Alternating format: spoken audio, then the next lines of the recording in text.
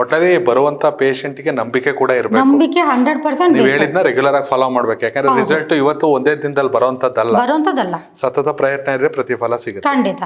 ಎಲ್ಲಕ್ಕಿಂತ ಹೆಚ್ಚಾಗಿ ಪೇರೆಂಟ್ಸಿಗೆ ಕಾಡುವಂತ ಅತಿ ದೊಡ್ಡ ಪ್ರಶ್ನೆ ಅಂದ್ರೆ ಮಕ್ಕಳ ವಿದ್ಯಾಭ್ಯಾಸ. ಎಲ್ಲರೂ ಲಕ್ಷ ಕಟ್ತಾರೆ, ಎಲ್ಲರೂ ಅದೇ ಸ್ಕೂಲಿಗೆ ಕಳ್ಸಿರ್ತಾರೆ, ಎಲ್ಲರಿಗೂ ಅದೇ ಟೀಚರ್ ಪಾಠ ಮಾಡ್ತಿರ್ತಾರೆ, ಆದರೆ ಮಕ್ಕಳು ಮಾತ್ರ ಮುಂದಿಲ್ಲ. ಎಷ್ಟು ಹೇಳ್ಕೊಡೋರು ಸಾಲಲ್ಲ ಅಂತ ಟ್ಯೂಷನಿಗೆ ಕಳಿಸ್ತಾರೆ, ತಲೆಗೆ ಹೋಗಲ್ಲ. ಹಂಗಂತ ಮಕ್ಕಳ ಮೇಲೆ ಒತ್ತಡ ಹೇರಕ್ಕೂ ಆಗಲ್ಲ.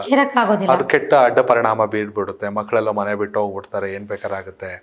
ಇಂಥ ಟೈಮಲ್ಲಿ ಏನು ಮಾಡಬೇಕು ಅಂತ ಸರ್? ಇಲ್ಲಿ ಮಕ್ಕಳಿಗೆ ಮೊದಲನೇದಾಗಿ ನಾವು ಜನರಲ್ ಆಗಿ ಅಂತ ನಾವು ಬಂದಾಗ ಮಕ್ಕಳಿಗೆ ಯಾವುದೇ ಕಾರಣಕ್ಕೂ ನಾವು ಪ್ರೆಷರನ್ನು ಕೊಡಬಾರ್ದು. ಮುಖ್ಯವಾಗಿ ಯಾಕೆ ಅಂತಂದರೆ, ನಾನು ಹಿಪ್ನೋಟೈಸರ್ ಆಗಿರೋದ್ರಿಂದ ಮಕ್ಕಳನ್ನು ನಾವು ಓದಿಸ್ಬೇಕಂದ್ರೆ ತುಂಬ ಕೂಲಾಗಿ ತುಂಬ ಆರಾಮಾಗಿ ಓದಿಸ್ಬೇಕು. ಯಾಕಂದರೆ ಸ್ಕೂಲಲ್ಲೂ ಅವ್ರಿಗೆ ಪ್ರೆಷರ್ ಇರುತ್ತೆ. ಹೌದು, ಸ್ಕೂಲಲ್ಲೂ ಸಹ ತುಂಬ ಅವ್ರಿಗೆ ಇವಾಗ ಹೋಮ್ವರ್ಕ್ಗಳೇ ಜಾಸ್ತಿ. ಈಗ ಯಾವ ಮಕ್ಕಳು ಗೌರ್ಮೆಂಟ್ ಸ್ಕೂಲ್ಗೆ ಹೋಗ್ತಾ ಇದ್ದಾರೆ? ಎಲ್ಲ ಮಕ್ಕಳು ಕಾನ್ವೆಂಟು ಇಂಗ್ಲೀಷ್ ಮೀಡಿಯಮ್ ಅಂತ ಹೋಗ್ತಾರೆ. ಅದು ಹೋದಾಗ ಅರ್ಥ ಆಗೋ ಮಕ್ಳಿಗೆ ಅರ್ಥ ಆಗ್ತಾ ಇರುತ್ತೆ, ಆಗದೇ ಇರೋ ಮಕ್ಳಿಗೆ ಆಗೋದಿಲ್ಲ. ಮತ್ತು ಕೆಲವು ಮಕ್ಕಳು ಶಾರ್ಪ್ ಇರ್ತಾರೆ, ಕೆಲವು ಮಕ್ಕಳೇನಂದರೆ ಅಷ್ಟೊಂದು ಶಾರ್ಪ್ ಇರೋದಿಲ್ಲ. ಇದನ್ನೆಲ್ಲ ಮೈಂಡಲ್ಲಿ ಇಟ್ಕೊಂಡು ಮಾಮೂಲಿಯಾಗಿ ಜನರಲಾಗಿ ನಾವು ಹೇಳ್ಬೇಕಂದ್ರೆ ಆ ಮಕ್ಕಳನ್ನ ತುಂಬ ಕೂಲಾಗಿ ಆಟ ಆಡೋಕ್ಕೆ ಬಿಡಬೇಕು. ಮತ್ತು ಅವ್ರನ್ನ ಟಿ ವಿ ನೋಡೋಕ್ಕೂ ಸ್ವಲ್ಪ ಹೊತ್ತು ಬಿಡಬೇಕು. ಅದ್ರ ಮಧ್ಯೆ ನೀಟಾಗಿ ಕೂತ್ಕೊಂಡು ಅವ್ರ ಜೊತೆಯಲ್ಲಿ ಆ ಮಗುಗೆ ಏನಂದರೆ ಟೆನ್ಷನ್ ಆಗಬಾರ್ದು.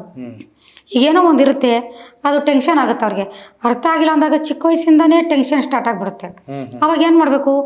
ದೊಡ್ಡವ್ರು ಯಾರ್ದೋ ಕೂತ್ಕೊಂಡು ಆ ಒಂದು ಸಮಸ್ಯೆಯನ್ನು ನೀಟಾಗಿ ಅದನ್ನ ಯಾವ ರೀತಿ ಸಾಲ್ವ್ ಮಾಡ್ಬೇಕು ಅದು ದೊಡ್ಡವ್ರು ಮಾಡಬೇಕು. ಇಲ್ಲ ಅದು ಆಗಲಿಲ್ವಾ, ಅಟ್ಲೀಸ್ಟ್ ಒಂದು ಟ್ಯೂಷನ್ಗೆ ಹಾಕಬೇಕು. ಆಗ ಟ್ಯೂಷನಲ್ಲಿ ಏನು ಮಾಡ್ತಾರೆ, ಮಕ್ಕಳನ್ನು ಇವಾಗ ಯಾವಾಗ ಟ್ಯೂಷನ್ಗಿಂತ ಎಕ್ಸ್ಟ್ರಾ ಫೀಸ್ ಕೊಟ್ಟು ಕಳಿಸ್ತಾರೋ ಅವ್ರು ತುಂಬ ಕೇರ್ ತಗೊಳ್ತಾರೆ, ಹೋಮ್ವರ್ಕ್ ಮಾಡಿಸ್ತಾರೆ, ಟೆನ್ಷನ್ ಇಲ್ದಂಗೆ ಎಲ್ಲವನ್ನು ಮಾಡಿ ಕಳಿಸ್ತಾರೆ. ಆಗ ಮಕ್ಕಳಿಗೇನಂದರೆ ಟೆನ್ಷನ್ ಕಮ್ಮಿ ಆಗುತ್ತೆ.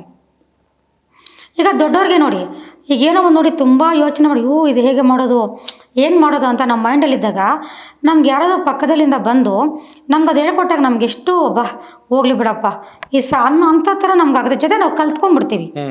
ನಾವು ಬೇಗ ಅವ್ರು ಮಾಡಿದ ಸ್ಟೈಲನ್ನು ನೋಡಿ ನಾವೇನು ಮಾಡ್ತೀವಿ, ಬೇಗ ಅದನ್ನು ನಾವು ಅರ್ಥ ಮಾಡ್ಕೊಳ್ತೀವಿ. ಅದೇ ಥರ ಮಕ್ಕಳು ಸಹ ತುಂಬ ಸೂಕ್ಷ್ಮ ಮೈಂಡ್ ಅವ್ರಿಗೆ. ತುಂಬ ಅವ್ರ ಮೈಂಡ್ ಏನಂತಂದರೆ ದೊಡ್ಡ ರೀತಿ ಆಲೋಚನೆ ಮಾಡೋ ಕೆಪಾಸಿಟಿನೇ ಅವ್ರಿಗೆ ಇರೋದಿಲ್ಲ.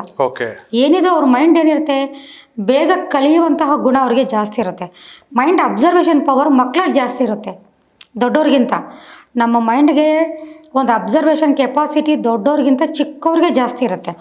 ಈಗ ನೋಡಿ, ಚಿಕ್ಕವರಿಂದ ಎಷ್ಟು ಕಷ್ಟಕರವಾದ ಕೆಲಸ ಬೇಕಾದರೂ ಮಕ್ಕಳು ಕಲಿತಾ ಬರ್ತಾರೆ. ದೊಡ್ಡವ್ರಾದ್ಮೇಲೆ ಕಷ್ಟ ಇರುತ್ತೆ. ಅದೇ ಥರ ಆ ಮೈಂಡ್ಗೆ ಏನು ಬೇಕೋ ಅರ್ಥ ಮಾಡಿಕೊಂಡು ಮಾಡಬೇಕು.